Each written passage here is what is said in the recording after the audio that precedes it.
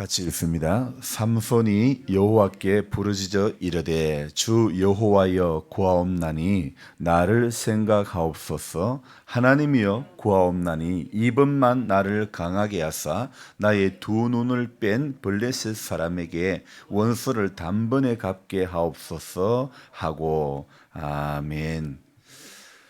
오늘 새벽에도 우리가 같은 자리에 앉아 있게 된 것이 감사합니다. 항상 한결같은 자리에 서고 기도하는 자리에 서고 말씀 앞에서 머무를 수 있는 것이 복이라는 것입니다.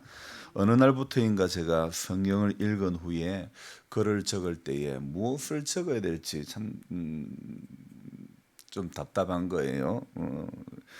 정말 하루하루 이렇게 성경을 읽고 하나님이 주신 그 감동을 적어 나간다는 것이 마냥 쉽지만 않다, 이런 생각이 드는 거예요. 그래서 전에는 성경을 읽고 나면 그냥 제 손이 그냥 움직여졌어요. 그냥 제가 막 고민하고 생각할 것이 없이 막 글이 적어지고 그랬는데 어느 틈엔가 갑자기 또 이게 제가 머리를 써야 되고 생각을 많이 해야 되고 고민을 많이 해야 글이 적어지고 막 이런 시점이 되는 거예요. 그래서 다시 한번 제가 확인되는 거는 뭐냐 하면 내 안에는 선한 것이 하나도 없구나. 내 안에는 정말 아무것도 없구나. 내 안에는 선한 능력 단 하나도 없다는 것이 다시 한번 확인이 되는 것입니다. 그래서 전부 하나님의 은혜이고 전부 하나님의 능력이지 사람이 대단한 거, 사람이 아무리 잠 못 자고 잠 안 자고 일찍 일어나서 준비한다고 해서 사람이 준비해서는 아무것도 안 된다는 걸 다시 한번 깨닫습니다. 오늘 새벽 사사기 말씀을 읽으면서도 또 이 말씀 속에 머무르게 하심이 있습니다. 하나님의 사람은요, 항상 자신을 성경 앞에 머무르게 해야 된다는 겁니다. 그래서 우리가 가장 축복 중에 가장 큰 축복이 뭐냐? 말씀 앞에 머무를 수 있는 인생이 가장 큰 축복입니다. 왜냐하면 여러분, 변하지 않는 그분의 말씀 앞에 머문다는 것, 여러분 이거는 대단한 거 아닙니까? 그분의 말씀은 살았고 운동력이 있고 좌우의 날선 어떤 검보다 예리하여 혼과 영과 및 관절과 골수를 찔러 쪼개는 말씀인데 그 말씀 앞에 머무를 수 있다는 것이 인생의 복 아닐까요? 오늘 사사기 9장부터 16장까지 읽으면서 여러 인물들이 지나갔습니다. 기드온의 이야기, 입다의 이야기, 비중이 있는 인물, 기드온은 어제지요. 오늘 토요일이었죠.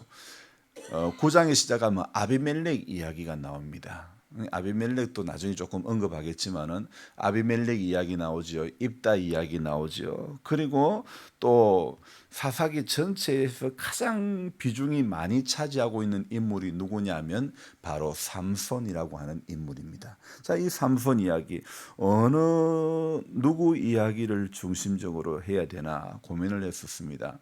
이 사사기에서 당연히 저는 목회를 하는 사람의 입장에서 오늘 이 세 사람 중에 그러면 삼손의 이야기를 좀 같이 나눠야 되겠다. 사실 성경에 단 한 번 나오는 직분이 있습니다. 직분이라고 해야 되나? 어쨌든 어떤 특별하게 하나님이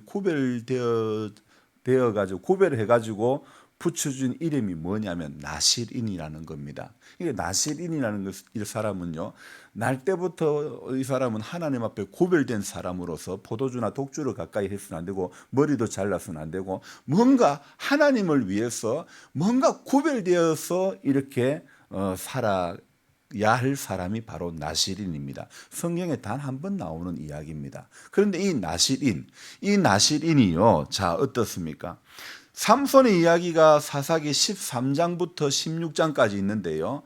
여러분이 한번 집에서 한번 곰곰이 다시 한번 읽어보십시오. 여기에 어떤 삼손이 나실인으로서 구별된 모습이 어디에 있는가? 아무리 찾아보고 아무리 뒤져보고 아무리 꼼꼼히 들어봐도 이거 삼손의 모습에서 정말 나실인으로 구별된 그 모습을 찾아볼 수가 없다는 거예요. 마치 저의 모습을 보는 듯한 그런 삼손의 모습이 보이는 거예요. 이 사사기는요, 기드온의 이야기가 많이 나오고 그 다음에 삼손의 이야기가 많이 나옵니다. 두 인물의 이야기가 많이 나오는데, 그런데 자, 기드온도 분량이 한 3장 정도 나옵니다. 그리고 이 삼손은 4장 정도에 할애돼 가지고 삼손의 이야기가 나옵니다. 어느 누구보다도 많이 기록되는 이 삼손의 이야기, 하나님께서 사사기는 누가 기록했다 그랬죠? 사무엘이에요.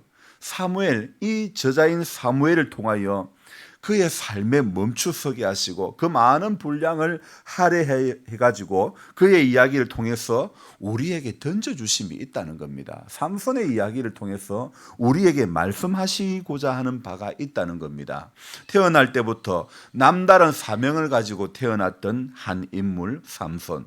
삼손의 삶을 천천히 읽어보면요, 여러분 한 가지 의구심이 생길 겁니다. 도대체 나실인과 삼손의 상관관계가 뭐가 있냐 이거야. 도대체 삼손이라는 사람이 나실인으로 태어나는데 도대체가 매칭이 안 되는 겁니다. 하나님 앞에 태어날 때부터 구별된 바 된 인생인데 도무지 삼손의 삶과 나실인이라는 이 이름하고 별명하고 붙여보니까 이게 매칭이 안 되는 거예요. 그래서 사사로 부름을 받았지만은 삼손이 과연 사사기에서 삼손으로서 사사로서 한 역할이 뭐냐 이겁니다. 16장 오늘 16장까지 읽어오면서 나오는 여러 인물들, 사사로 부름을 받았지만은 한 것은요, 참 이게 좀 답답합니다. 왜냐하면 전부 사사로 부름 받았지만 단 한 절이나 두 절에 그치는 인물도 있습니다. 그리고 그 인물들을 말할 때 누구는 자식 아들 딸 60명 낳고 죽었더라, 그 이야기가 끝인 사람도 있습니다. 적어도 하나님 앞에 사사로 부름을 받았으면 뭔가 어떤 일들을 했더라. 블레셋과의 전쟁에서, 누구와의 전쟁에서 이렇게 백성들을 위해서 참 수고를 많이 하였더라, 이러면 얼마나 좋을까요? 근데 아들 30, 딸 30, 자식만 낳고 죽었더라.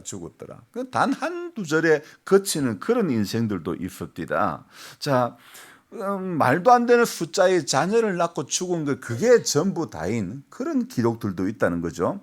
사사로 부름을 받았지만은 고작 사람 몇 명 죽인 게 그게 전부 다인, 사역에 그게 전부 다인, 도대체 사사기 속에서 삼손을 통해서 하시고자 하는 하나님의 메시지는, 뜻하시고자 하는 바는 무엇일까? 이런 고민이 됩니다. 태어날 때부터 나실인이라고 구별된 직분을 부여받은 채 태어난 인물, 이 사람 아닙니까? 자, 성경에 이렇게 하나님 앞에 특별한 어떤 부름을 받고 이렇게 태어난 사람 그다지 많지가 않습니다. 하나님이 태어날 때부터 우리 예수님이 예고되고 구약에 예고되고 그렇게 왔죠. 근데 그렇게 이 땅에 오셨지만은 그 외에 사람이 태어날 때부터 어미 복중에 지어지기 전부터 너는 이렇게 돼서 너희 집에 올 아이는 이런 아이다, 이렇게 정해져 가지고 온 사람은 없다니까요. 자, 제가 그저께도 말씀드렸지만 사사가 무엇입니까? 사사는 왕정이되 왕이 정치하는 시대 이전에 백성을 판단하는 판관, 재판관 역할도 하고 또 싸우는 전사의 그런 역할도 하는 사람이 바로 사사입니다. 그래서 사법관의 역할도 합니다. 백성들의 잘잘못을 가리는 그 재판관의 역할을 감당해야 됐고, 또 외적의 침입에 대항하여 싸울 수 있는 전사의 이미지를 가지고 있어야 되는 겁니다.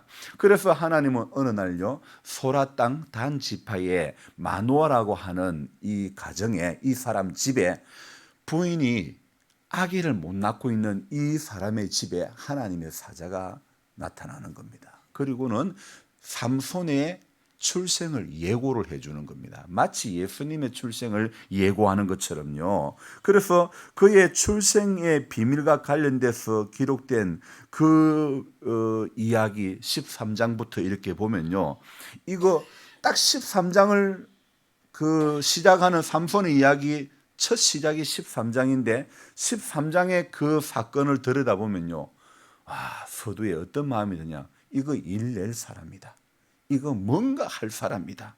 정말 그런 느낌이 대번에 드는 겁니다. 그런데 어떻습니까? 하지만 삼손은요, 하나님께서 보내신 목적하고는 전혀 상반된, 목적하고는 전혀 다르게 살았던 그런 인물이라고 보여지는 겁니다. 나실인과는 전혀 그 직분이 뜻하는 바와는 전혀 상관이 없는 그런 인생을 살았던 인물이 바로 삼손이라는 거죠. 아이들 수십 명 낳고 죽은 사사들의 삶과는 비교가 안 되는, 정말 이 정도면, 이 정도 사장을 할애해가지고 기록된 인물이라면 뭔가 그래도 남겨야 되지 않을까, 이런 생각을 해보는 것입니다. 정말 비교, 어떤 다른 애 몇십 명 낳고 죽었더라 이런 인물하고 비교가 안 되는 그런 역할을 감당해야 되는 게 옳지 않을까, 저는 그런 생각을 해보았습니다. 그 앞에 기도원의 이야기는 어떻습니까? 소명을 확인하는 그 내용으로 하나님, 내가 만약에 나를 통해서 이스라엘을 구원하실 계획이 하나님 뜻이 맞다면 이 양털에만 이슬이 내리고 주변 땅에는 이슬이 내리지 않게 해달라고, 그리고 그렇게 해주니까 그 다음에 그러면 주변 땅에만 이슬 내리고 양털에는 이슬이 내리지 않게 해달라고, 하나님 그거 보여주면 내가 하나님이 나를 통해서 일하시고자 하는지 내가 알겠다 그랬습니다. 하나님 그렇게 다 보여줬습니다. 정표를 보여줬습니다. 그런데 어떻습니까? 그런 정표를 받습니다. 그리고는 기도원은 300명의 용사를, 이렇게 많은 군사를 모집하지만 하나님 그렇게 많은 사람 필요 없다. 300명의 용사를, 기도원의 300용사, 성경에 나오는 용사 중에서 아주 멋있는 용사들 아닙니까? 물을 마시더라도 그냥 주변을 살펴보면 물을 마시고 항상 경계하며, 이렇게 300명의 용사, 선택된 이 300명의 용사, 그래서 미디안과의 전쟁에서 승리를 합니다. 어떻습니까? 이스라엘 백성들이요, 이 전쟁에서 승리를 하니까 기도원에게 이렇게 말합니다. 당신과 당신의 아들과 당신의 손자까지 우리를 다스려 줬으면 좋겠다, 그 이야기를 합니다. 한번 전쟁에서 당신과 당신의 아들과 당신의 손자가 우리를 다스려 주소서, 이런 이야기를 합니다. 그때 얼마나 사람이 멋있으면 백성들이 그랬을까, 그런 생각을 해봅니다. 얼마나 그 기도원의 리더십에 매료가 되었으면 우리 손자까지도 전부 다 당신의 아들 손자까지 이 나라를 다스려 달라 그럽니다. 그때 기도원의 반응은 어떻습니까? 기도원은요, 내가 너희를 다스리지 아니하겠고 나의 아들도 너희를 다스리지 아니하겠고 여호와께서 너희를 다스리리라, 그렇게 말씀합니다. 기도원의 겸손한 모습 아닙니까? 그런데 이거 웬일입니까? 그 바로 뒤에 이어서 나오는 것이 뭐냐면, 그 이스라엘 백성들에게, 우리를 다스려 달라고 하는 이스라엘 백성들에게 기도원이 부탁을 합니다. 내가 요청할 게 하나 있다. 뭘 요청하려니? 내가 전쟁에서 이겼으니까 돈 좀 가져오라는 것일까요? 무엇일까요? 성경을 가만히 들여다보면요, 금고리를 가져오라는 거예요. 근데 놀라운 일입니다. 겉옷을 벗어나놓고 거기에 금고리를 던지는데요, 백성들이 모은 금고리가 얼마가 되냐면 무려 18.4kg라는 겁니다. 금한 돈이 몇 g이죠? 잘 모르겠는데, 자, 어제 18.4kg라 그러면 이거는 말도 못할 무기 아닙니까? 자, 그 많은 금을 가지고 기도원이 뭐 했을까요? 얼마나 했을까요? 에봇을 만들었어요. 금 에봇을 만들어 가지고 그것들에게 절하게 만들고, 그래 가지고 말도 안 되는 모양새를 했어요. 그렇게 하나님 앞에 특별한 소명을 받고 그랬지만 어떻습니까?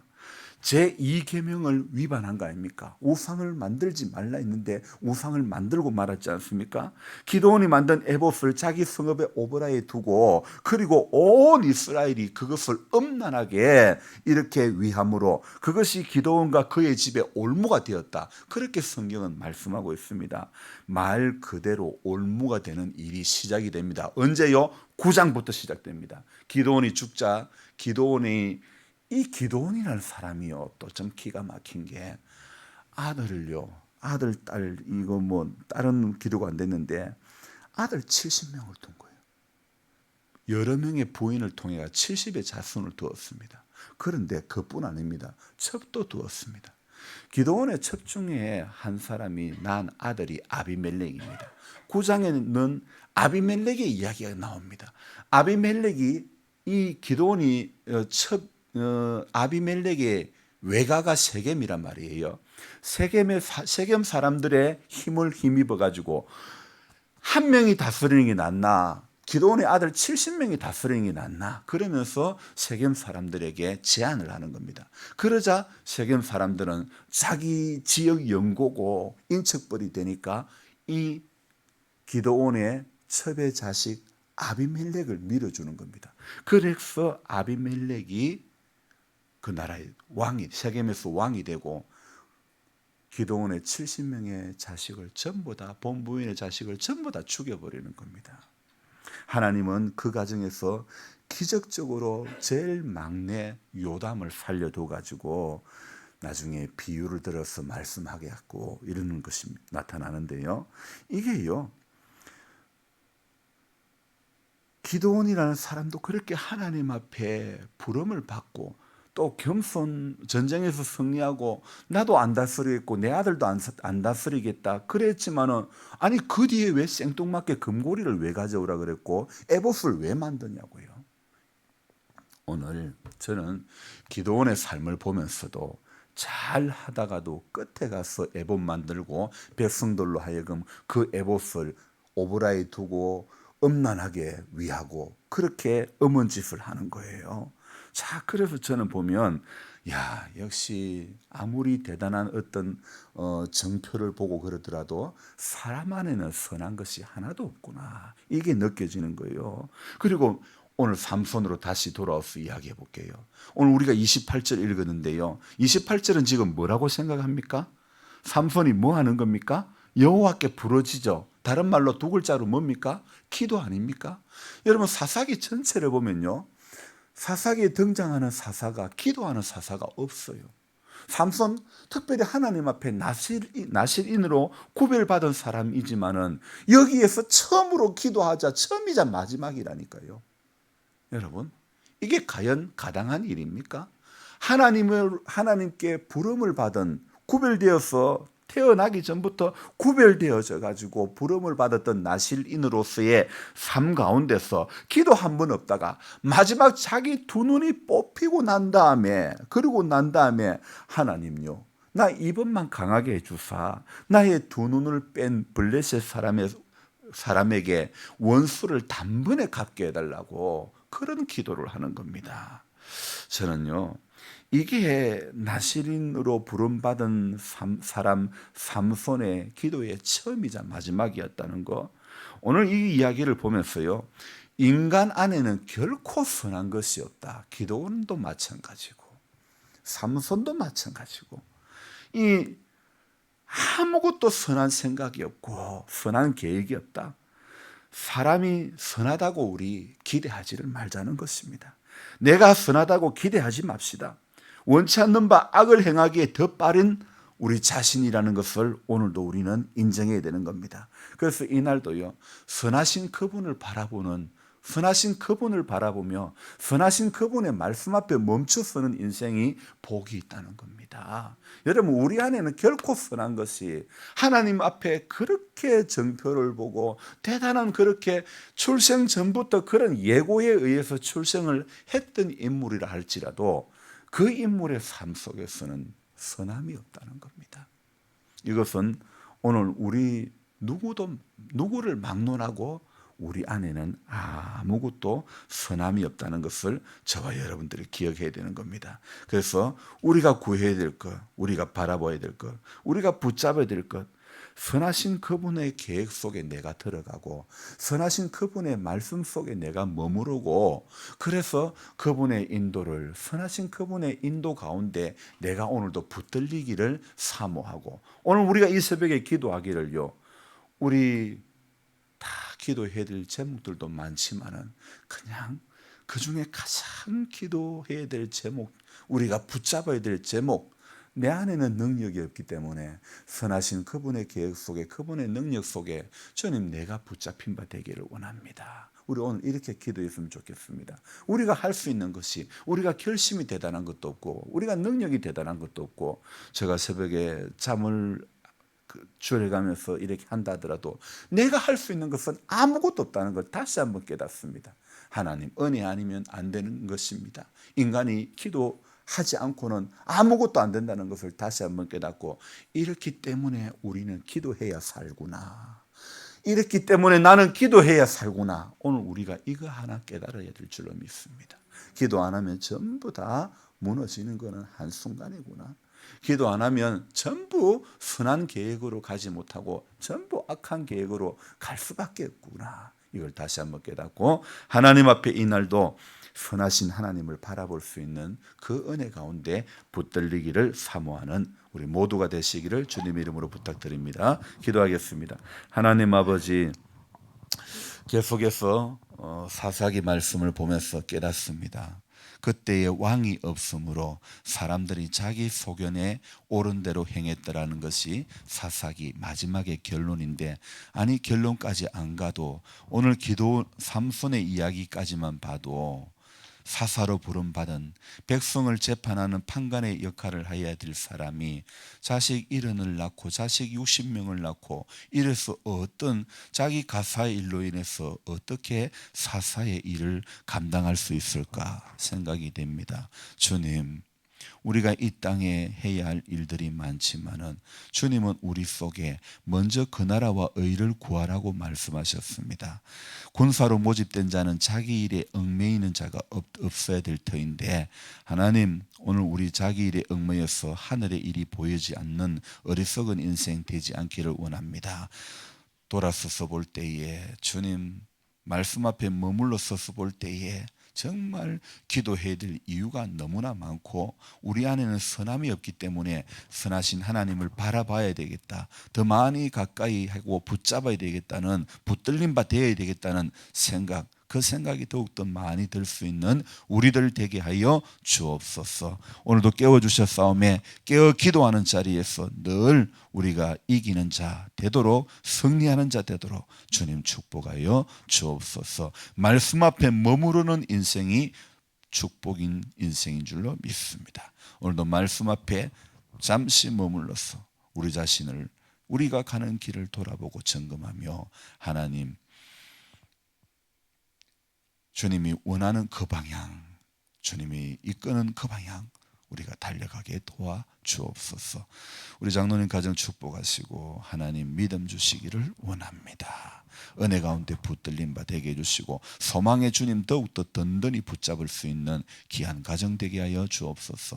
권필호 권사님 약한 가운데서도 살아계신 하나님의 능력을 체험할 수 있기를 소망합니다. 이 마을 속에 믿음 없는 많은 분들의 그 길을 가지 않기를 원합니다. 믿음 있는 자의 길을 걸어갈 수 있도록 축복하여 주옵소서. 우리 하나님 정은자 집사님의 약한 가운데서도 하나님을 바라볼 수 있는 믿음을 주시고 또 많은 회복을 주시니 감사합니다. 더욱더 주님을 가까이 하고 주께 가까이 함이 내게 복이 됨을 체험하게 하여 주시기를 원합니다. 아버지 김태현 씨 회복 잘 되기를 원합니다. 어제 얼굴 보니 또 많이 회복이 되었는데 또 더 속히 정상적으로 회복이 되어지기를 소망합니다. 마을에 암 환자들이 더 많이 생기지 않기를 원합니다. 주님, 마을의 모든 분들을 건강의 복을 주시고 살아계신 하나님을 만날 수 있는 은혜를 주시기를 원하옵고, 우리로 하여금 빛되고 소금된 삶을 살게 하여 주시기를 원합니다. 우리 이상훈 씨 가정 축복하시고 은혜 주시고 믿음 주시고 하나님 사랑 가운데 붙들림 받은 귀한 가족 될 수 있도록 도와주시고, 남은 생에 하나님 은혜 가운데 사랑 가운데 붙들림 받은 그와 그의 가정 되게 하여 주옵소서. 귀하신 예수님의 이름으로 감사하며 기도드리옵나이다. 아멘. 간절한 마음으로 주여 부르고 기도합니다. 주여, 주여, 주여. 하나님 새벽을 깨워주셔서 오늘도 감사를 드립니다. 말씀 앞에 설 때에, 말씀 앞에 머물러 설 때에